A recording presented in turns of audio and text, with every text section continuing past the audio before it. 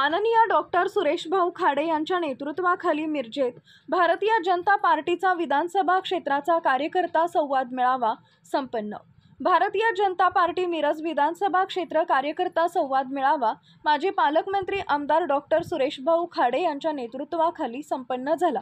या मेळाव्यात भाजपा नेत्या श्रीमती जयश्रीताई मदन पाटील व भाजपा ग्रामीण जिल्हाध्यक्ष सम्राट बाबा महाडिक व शहर जिल्हाध्यक्ष प्रकाश मामा ढंग व नीताताई केळकर यांनी कार्यकर्त्यांना मार्गदर्शन केले। आमदार डॉक्टर सुरेशभाऊ खाडे यांनी कार्यकर्त्यांना पक्ष संघटन मजबूतीकरण करणे व येणाऱ्या जिल्हा परिषद पंचायत समिती महानगरपालिका निवडणुकीसंदर्भात मार्गदर्शन केले।